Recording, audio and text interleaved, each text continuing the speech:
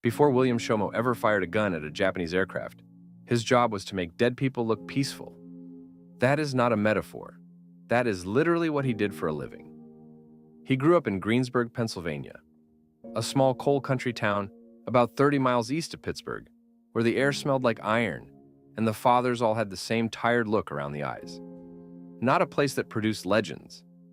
Not a place that appeared on maps people cared about.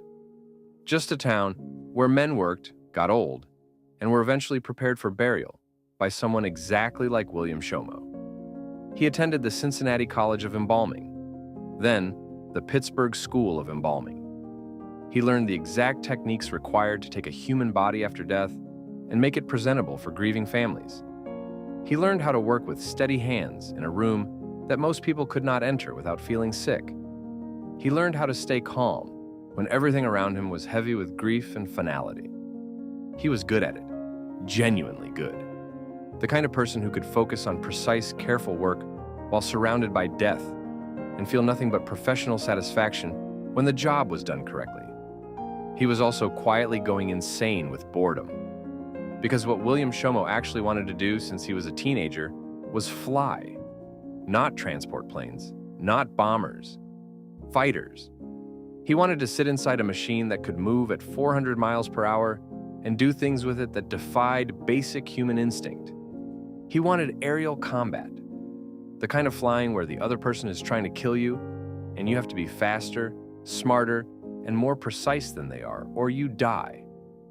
In August of 1941, 4 months before Japan attacked Pearl Harbor, Shomo walked into an Army aviation cadet program and enlisted. The war had not started for America yet, but Shomo was already done waiting. He completed flight training, proved himself capable, and was assigned to the 82nd Tactical Reconnaissance Squadron. He was given a camera and told to take photographs of beaches. This is the part of the story that most people skip over because it does not sound dramatic.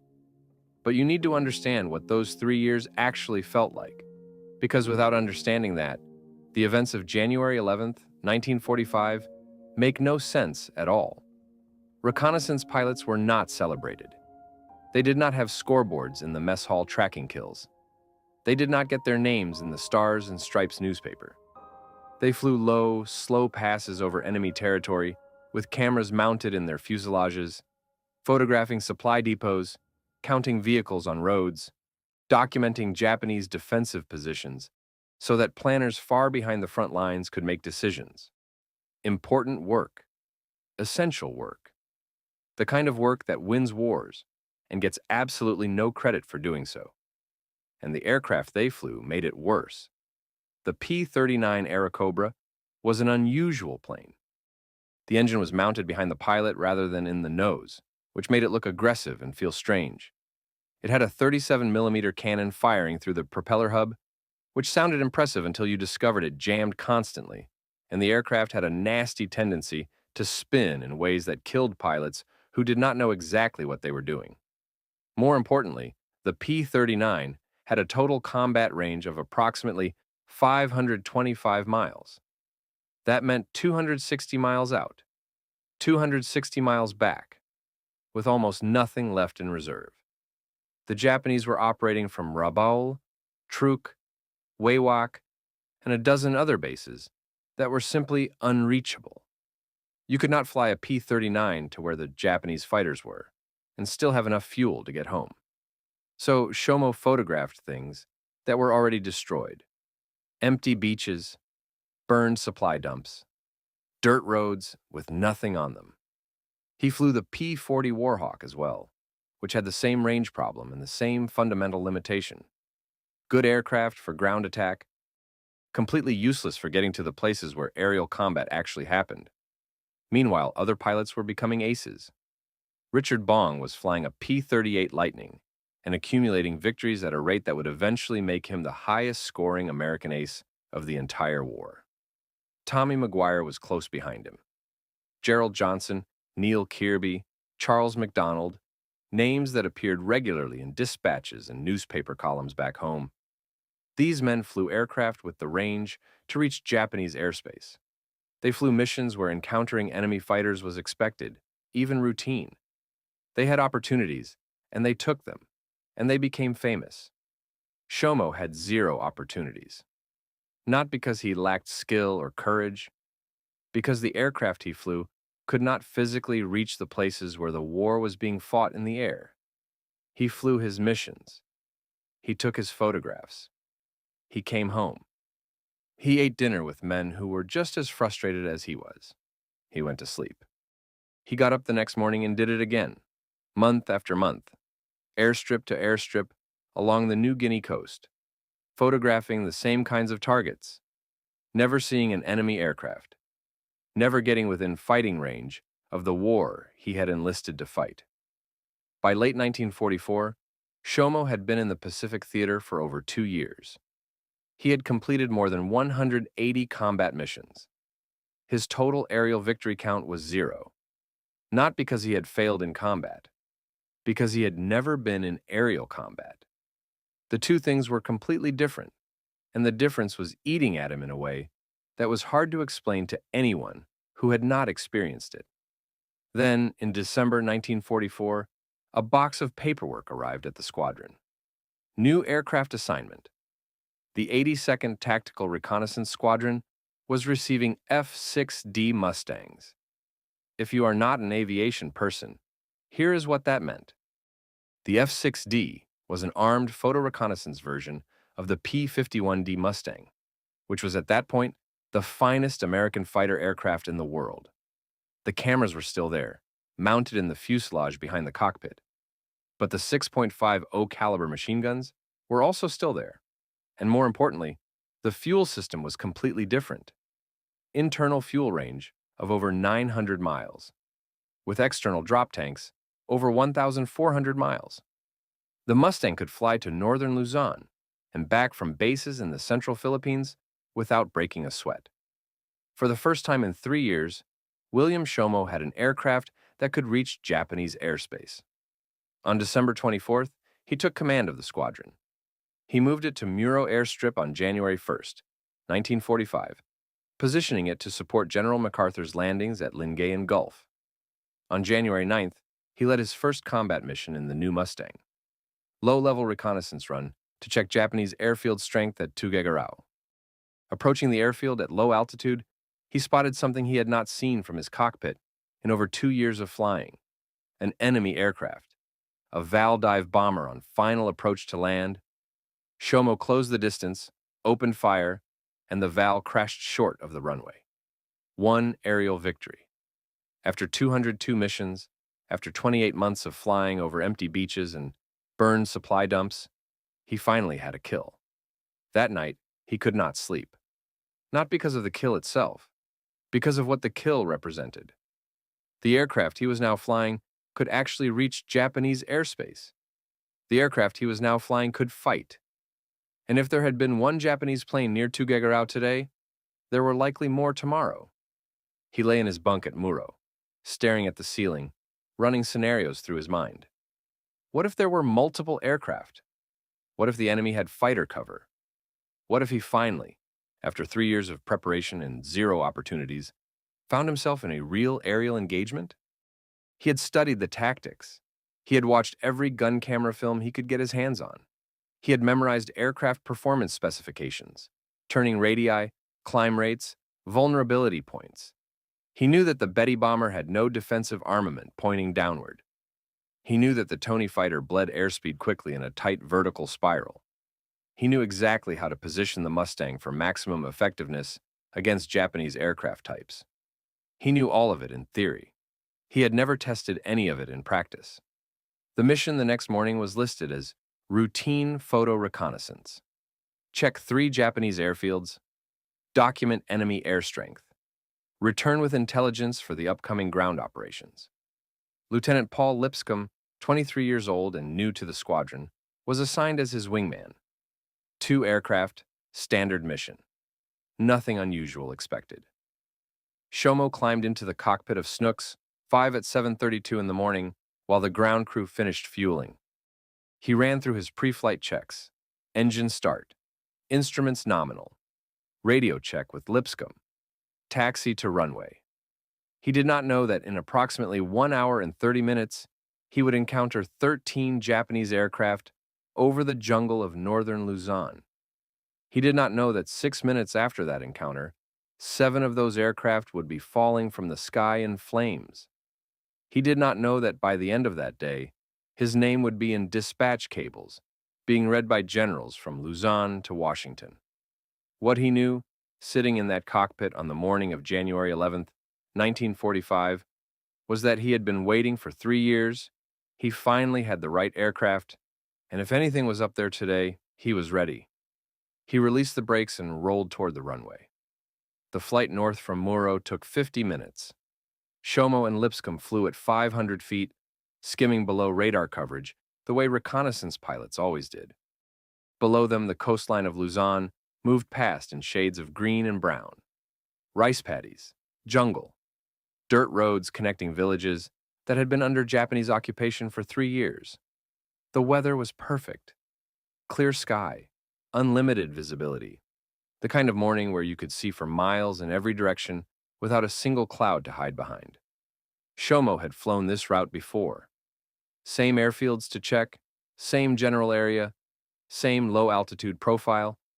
But this time, he was in a Mustang, not a P-40. And this time, somewhere in the back of his mind, behind all the professional focus and mission planning, was a thought he could not completely suppress. Yesterday, there had been one Japanese aircraft. Today might be different. At approximately 9 in the morning, he looked up. 2,000 feet above him, flying south, heading directly toward his position, was a formation of Japanese aircraft. He counted them quickly. His eyes moved across the formation the way a man counts things he has been trained to count fast and accurately. 12 fighters arranged in a standard escort configuration around a central aircraft, and then one more, flying a slightly different position, a different aircraft type. 13 total. And what they were escorting was a twin-engine bomber, a Mitsubishi G4M Betty, Japan's standard long-range heavy bomber, flying south at altitude with 13 fighters protecting it. Shomo processed this information in approximately 2 seconds. 13 aircraft against 2. The numerical reality was not complicated. If this came to a straight fight where both sides knew what was happening from the beginning, the Americans were almost certainly dead. 13 fighters could saturate the airspace around 2 Mustangs from every angle simultaneously, make evasion impossible, and overwhelm any defensive maneuvering within minutes. Every tactical doctrine that had ever been written said the correct decision was to stay low, stay undetected, let the formation pass overhead, complete the assigned photo mission, and return to base. Shomo had waited 3 years for this moment. He keyed his radio and told Lipscomb they were attacking. He did not explain his reasoning. He did not discuss options.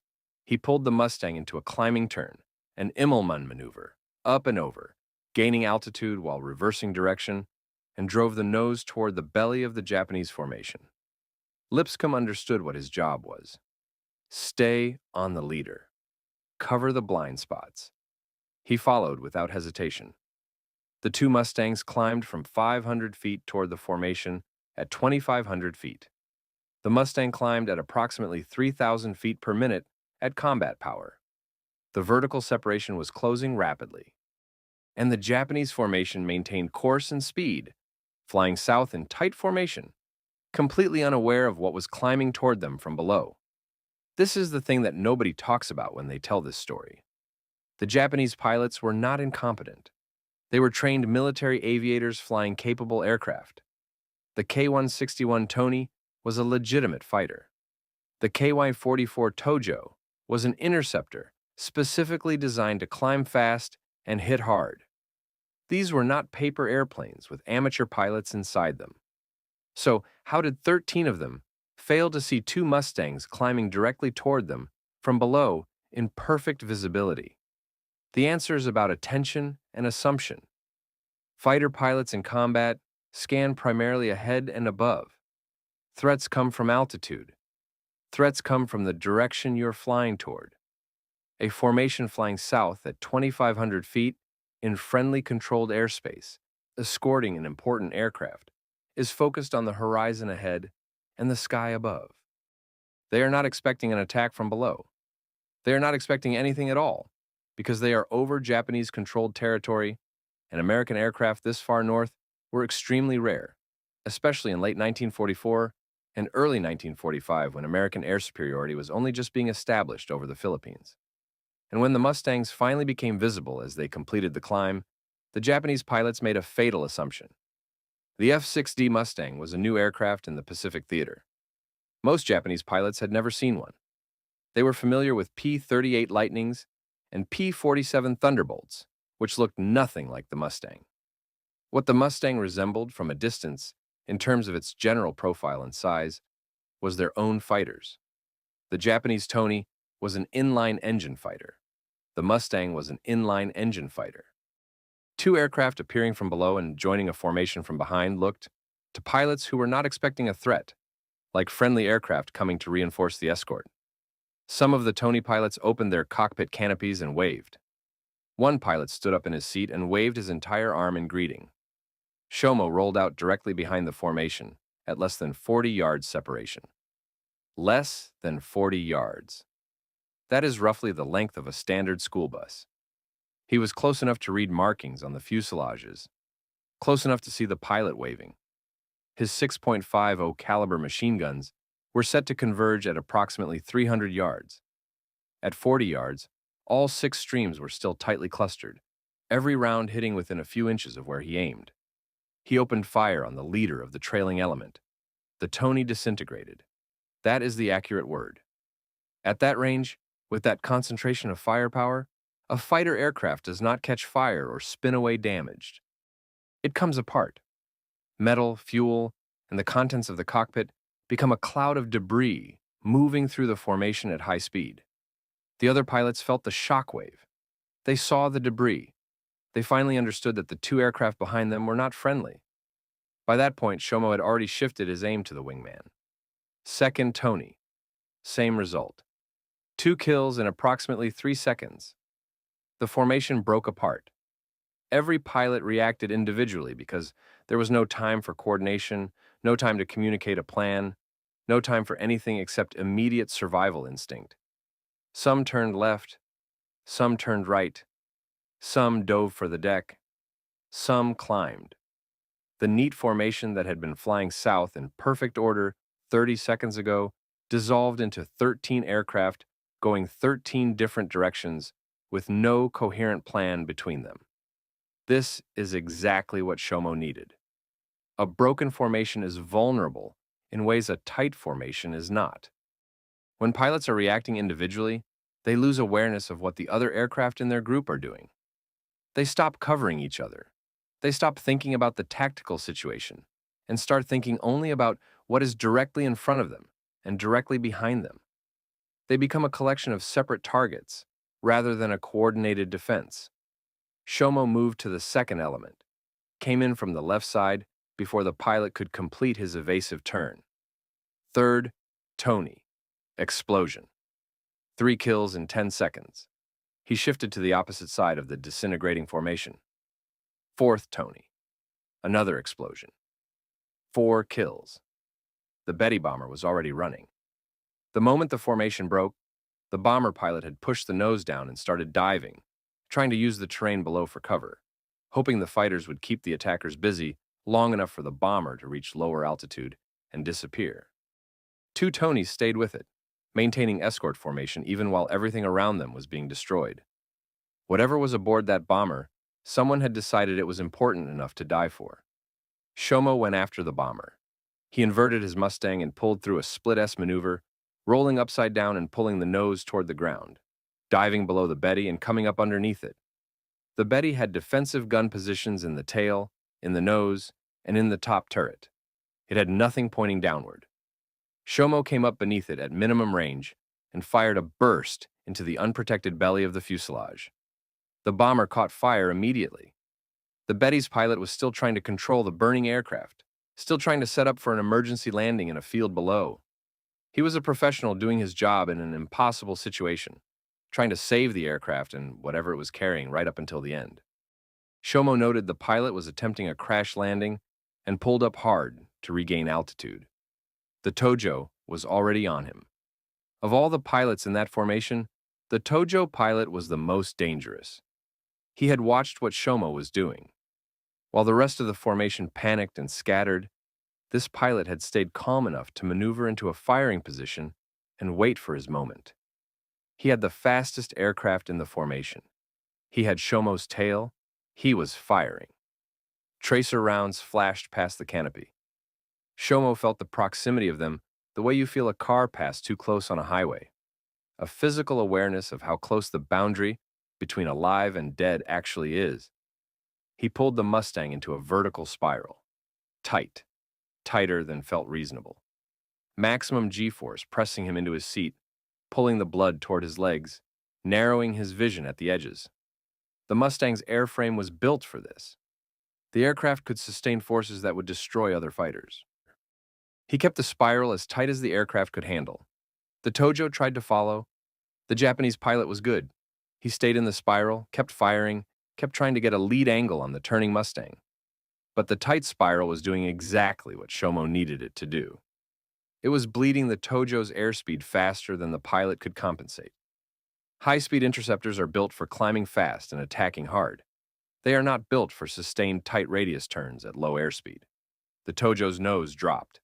The aircraft stalled and fell away into a cloud layer below. Below Shomo, the Betty hit the ground and exploded. The crash landing had failed. The fireball was large enough that the blast wave physically jolted his aircraft. Debris from the bomber scattered across a wide area of jungle below him. The two Tonys that had stayed with the bomber until the end broke away from the wreckage and ran. Flying low, maximum throttle, hugging the train, trying to put distance between themselves and whatever had just destroyed their entire formation in under 5 minutes. Shomo rolled into a dive and went after them. He caught the first one at 300 feet altitude, fired a short burst, and it hit the ground in flames. 6th kill. He pushed lower, nearly at ground level, trees and fields blurring past beneath his wings. He caught the second Tony, pulled lead to account for the deflection angle, fired. 7th kill. He pulled the stick back and climbed away from the ground. The sky around him was quiet. No threats, no formation. Just 7 columns of black smoke rising from the jungle below, marking the places where 7 aircraft had been 60 seconds ago. 6 minutes had passed since he opened fire on the first Tony. Possibly less. He leveled out and looked for Lipscomb. Shomo found Lipscomb higher up, still maneuvering against the remaining Japanese fighters. He watched his wingman from a distance for a moment. Lipscomb was 23 years old. This was his first mission where aerial combat was a realistic possibility. He had never faced Japanese fighters before January 11th. And yet, there he was, working through the chaos of the broken formation with the kind of focused aggression that separates pilots who survive from pilots who do not. 3 more smoke columns appeared on the ground below Lipscomb's Mustang, in the time it took Shomo to climb back to altitude. 10 Japanese aircraft destroyed total. 3 had escaped into cloud cover and were gone. Shomo checked his fuel gauge. More than half full. The entire engagement from first shot to last had lasted 6 minutes, possibly less, and the Mustang's fuel tanks were still in good shape. He checked his ammunition. He still had rounds remaining. He checked his aircraft systems one by one, the disciplined habit of a pilot who had been flying combat missions for over 2 years. Engine temperature normal. Oil pressure normal. Control surfaces responding correctly. The debris from the Betty bomber had left small impact marks along the fuselage and wings, visible as scratches and dents, but nothing that affected how the aircraft flew. Lipscomb formed up on his wing. Both Mustangs turned south toward Muro. The flight home would take approximately 40 minutes. Shomo had 40 minutes to think about what had just happened. And the more he thought about it, the more he understood that nobody at Muro was going to believe a word of it without the gun camera film. 7 aerial victories in one mission was not a number that existed in normal combat experience. Not for a reconnaissance pilot. Not for someone whose total aerial victory count 2 days ago had been 0. The arithmetic of it was so far outside anything that happened in routine combat operations that the first instinct of any intelligence officer hearing the report would be to assume the pilot had miscounted or misidentified, or was simply wrong about what he had seen. Shomo knew exactly what he had seen. He had been close enough to watch the first Tony disintegrate at 40 yards range. He had watched the Betty catch fire from below and explode on impact with the ground. He had chased the last two Tonys to within feet of the jungle canopy and shot them down in sequence. He had not miscounted. He had not misidentified. 7 Japanese aircraft were burning in the jungle of northern Luzon because of what he had done in the previous 6 minutes. But knowing something and being able to prove it to a room full of skeptical military officers were two completely different things. The gun camera was the answer. The F-6D Mustang carried a camera in the nose that automatically recorded footage whenever the guns were firing. Every trigger pull produced film footage of what the guns were pointed at. If the camera had functioned correctly, and Shomo had no reason to believe it had not, there would be footage of 7 aircraft being destroyed in sequence. The film would not lie. The film could not be argued with. All he needed was to get back to Muro, get the film developed, and let the footage do what his words alone could not. He crossed the Lingayen Gulf coastline at low altitude and started his approach to Muro. The airstrip appeared ahead of him. 2 runways, rows of aircraft parked in the dispersal areas, support buildings, the operations tent of the 82nd Reconnaissance Squadron.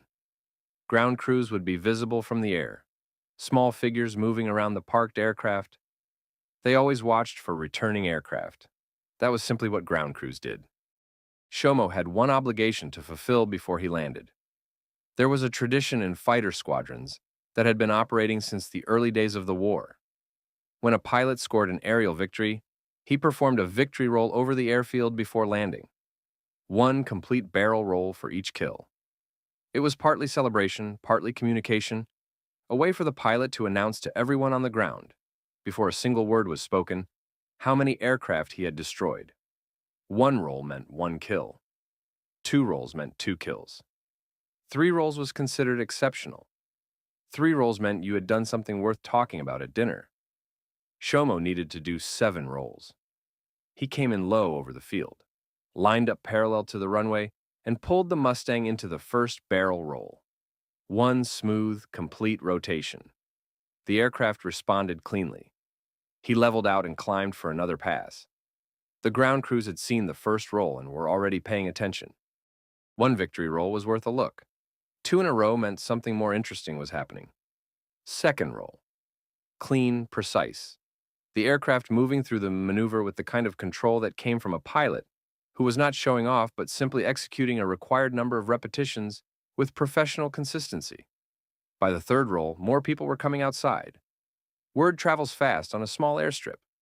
Someone tells someone else that a pilot is doing victory rolls, and within 90 seconds, every person who is not actively doing something that requires their immediate attention is outside watching. 3 rolls was already exceptional. 4th roll. Officers were emerging from buildings now. Senior staff, majors, and colonels, who normally had better things to do than watch landing procedures, were standing outside with their hands shading their eyes, watching the lone Mustang come around for another pass. Nobody does 4 victory rolls. It simply does not happen in normal operations. 4 kills in 1 mission was the kind of performance that appeared in official commendations and got discussed in briefings as an example of outstanding combat results. 4 rolls meant today was not a normal day. 5th roll. The entire airstrip was watching now. Ground crews had stopped working. Mechanics had climbed down from the aircraft they were servicing. Clerks had walked out of the operations tent. Cooks had come out of the mess. Generals were standing next to enlisted men in the dirt, all of them looking up at the same aircraft, all of them trying to process the same impossible information. 6th roll. Someone started counting out loud. There are accounts from men who were present at Muro that day, describing the atmosphere as the 6th roll completed, and the Mustang climbed for another pass. They described it as a kind of collective disbelief, the sensation of watching something that your brain insists should not be possible, and yet is clearly and visibly happening right in front of you. One officer reportedly said out loud that someone had lost his mind. Another said nothing at all and simply kept counting. 7th roll. Shomo completed it and entered the landing pattern. Lipscomb was holding overhead, waiting for his turn. He would do 3 rolls, 3 kills. A performance that on any other day would have been the most remarkable thing anyone at Muro had seen that month. Today, it was the secondary story. Shomo touched down at 11 minutes past 11 in the morning, 2 hours and 27 minutes after takeoff. He taxied to the squadron dispersal area, shut down the engine, and opened the canopy. The ground crew chief was already climbing onto the wing before the propeller had stopped turning. He was pointing at the gun camera housing, asking questions, demanding to know what had happened up there.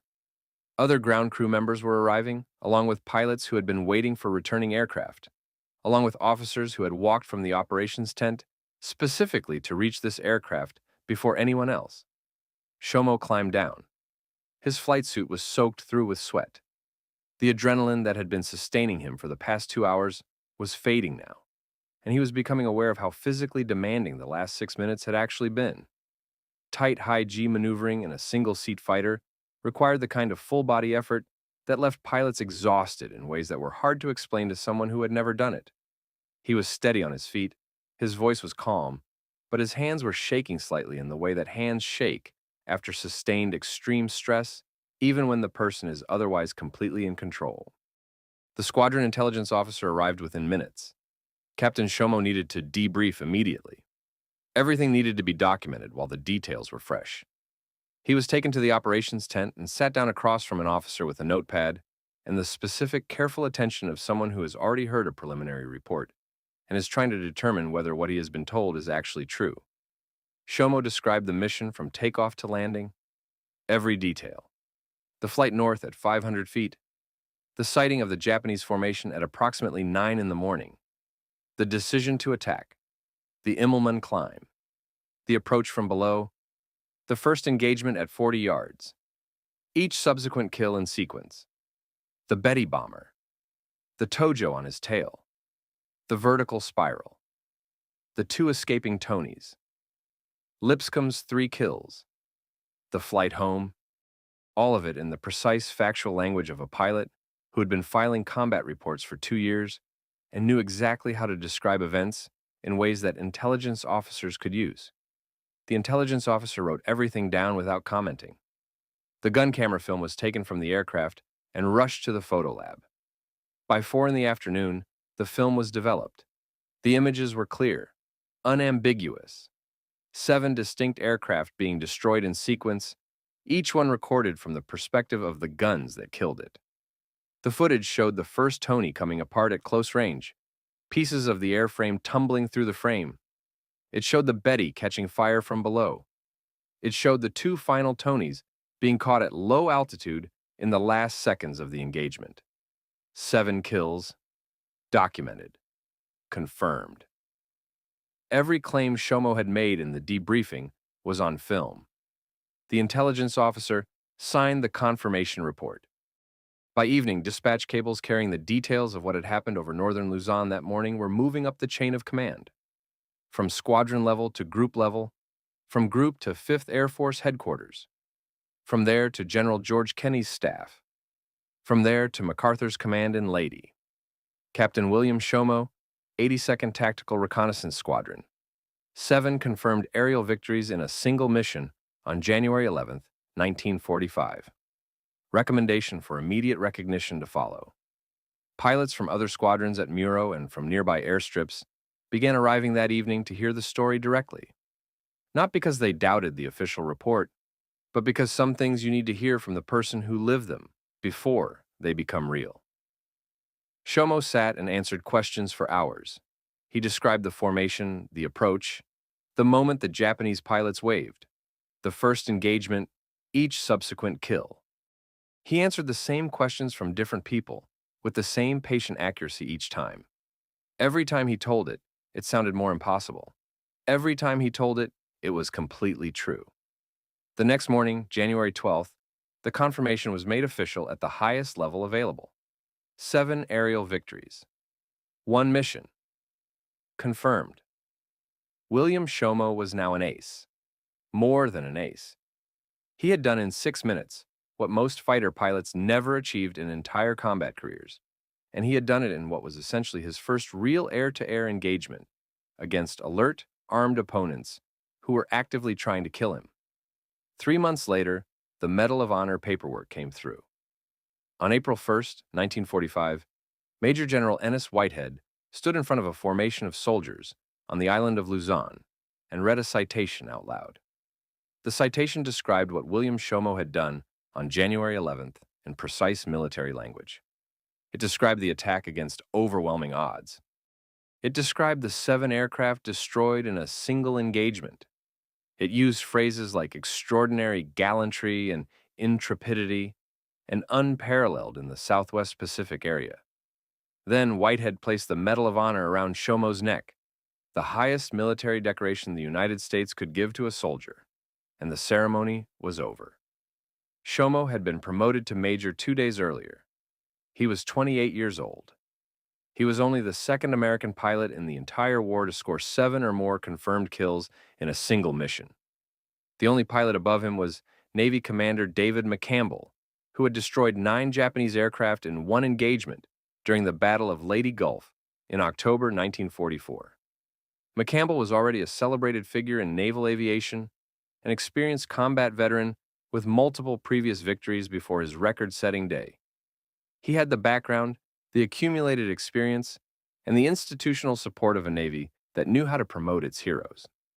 Shomo had been a reconnaissance pilot who took photographs of empty beaches for 2 years before anyone gave him an aircraft that could reach Japanese airspace. The difference between those two men and what they achieved says something important about how wars actually work. Success in combat is not purely about individual skill or individual courage, though both matter. It is also about having the right tools at the right moment. McCampbell had the right aircraft from relatively early in the war. Shomo spent most of the conflict in aircraft that were physically incapable of putting him in a position where his skills could be tested. When the Mustang arrived in December 1944, it did not create Shomo's ability. It simply finally allowed that ability to operate in the environment where it could matter. After receiving the medal, Shomo continued flying combat missions over the Philippines. The war was still going. The Japanese were fighting for every island, every airfield, every piece of ground. Reconnaissance missions over Japanese-held territory remained dangerous.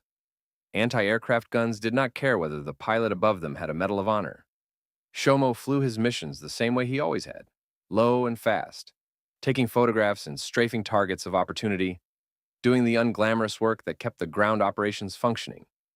He encountered Japanese aircraft in the air one more time after January 11th. 4 fighters, spotted at distance. He assessed the tactical situation and decided not to engage. The mission parameters were wrong. The positioning was wrong. And attacking without a clear advantage was not courage. It was recklessness. He continued his assigned mission and came home. Some people who heard about this later found it surprising. The man who had attacked 13 aircraft with 2 planes had passed up an engagement against 4. But Shomo understood something that needed no explanation to anyone who thought carefully about what had actually happened on January 11th. He had not attacked 13 aircraft because he was fearless or reckless. He had attacked because the tactical situation gave him specific, real advantages that he had calculated before committing. Altitude, surprise, superior aircraft performance, an enemy formation that was unaware of his presence. Remove those advantages, and the math changed completely. He was not the kind of man who ignored math. He was the kind of man who used it correctly. The war in the Pacific ended in August 1945 with the Japanese surrender. Shomo stayed in the military. When the Army Air Forces became the United States Air Force in September 1947, he transitioned to the new service without hesitation. He had built his identity around flying and around the military structure that supported it. Civilian life had no obvious place for a man whose primary skill was destroying aircraft at close range. He kept flying, kept serving, kept advancing through the ranks with the same steady, competent professionalism that had characterized everything he did from the moment he received the Mustang. He named his final wartime aircraft the Flying Undertaker. It was the most direct statement he ever made about who he was. The man who had spent his civilian life preparing the dead was now flying combat missions over the Pacific. The name connected those two realities without apology or explanation. He was the Undertaker from Greensburg, Pennsylvania, and he was also the most efficient aerial combatant the Southwest Pacific Theater had seen in 1945, and both of those things were true simultaneously, and the name acknowledged both. He was promoted to lieutenant colonel in February 1951. He retired from the Air Force in 1968 after 27 years of service. He returned to Pennsylvania. He returned to the kind of quiet civilian life that most veterans eventually settle into, the life where the extraordinary things you did in your 20s become stories that fewer and fewer people ask about as the decades pass. In interviews conducted years after the war, journalists and historians asked Shomo about January 11th. They asked him what it felt like to destroy 7 aircraft in 6 minutes. They asked him what was going through his mind when he made the decision to attack 13 Japanese aircraft with 2 planes. They asked him whether he had been afraid. His answers were consistent, and they frustrated people who wanted something more dramatic. He said luck.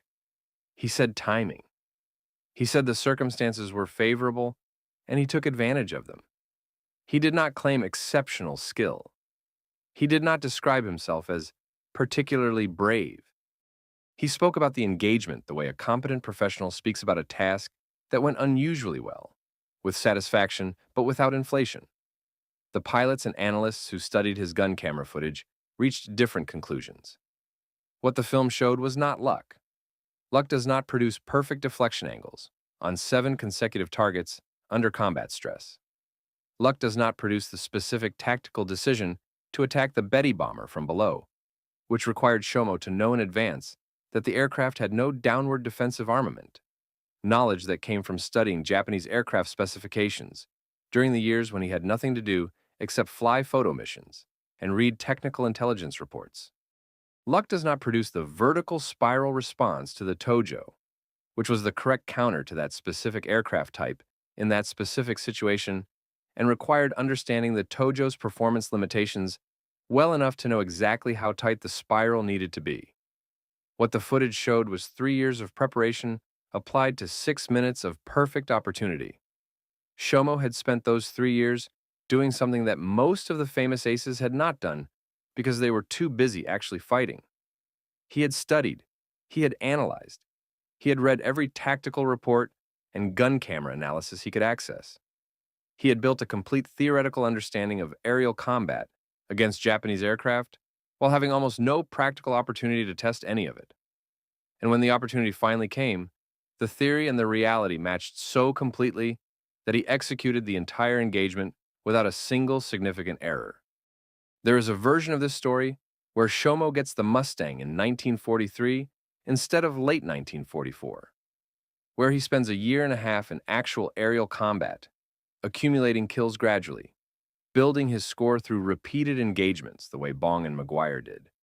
He probably becomes an ace. He might become a notable ace. But he almost certainly does not produce the concentrated, methodical, tactically perfect engagement of January 11th. Because the thing that made January 11th possible was not just the Mustang and not just the opportunity. It was the 3 years of undistracted preparation that the wrong aircraft had accidentally given him. The famous aces were famous because they were good and because they had opportunities early. Shomo was almost unknown because he was good and had no opportunities until the very end. The war ended before he could build a record that matched his capability. 1 mission, 8 total kills. 57% of every enemy aircraft he ever saw during the entire war. That percentage has never been matched by any other pilot in the Pacific Theater. William Shomo died on June 25, 1990. He was 72 years old. He is buried in St. Clair Cemetery in Greensburg, Pennsylvania, the same coal country town where he grew up, where he learned to prepare the dead for burial, where he first decided that what he actually wanted was to fly fighters and fight in a war that had not started yet. The Medal of Honor was buried with him. His name does not appear in most popular histories of the air war in the Pacific. He does not have a film named after him. He does not appear in the lists of famous aces that aviation enthusiasts debate in online forums. The men who became famous were the ones who had the opportunities early and accumulated their records over time in ways that the press could follow and report on. Shomo's entire combat record, the thing that defined him as a fighter pilot, happened in 6 minutes on a single morning in January 1945, and by the time the story made it through official channels and into public awareness, the war was almost over and people were already looking forward rather than back. But here's what actually happened on January 11th, 1945, stripped of everything except the facts. A man who had been waiting for 3 years to do the job he trained for saw 13 enemy aircraft and made a decision that every piece of military doctrine said was wrong.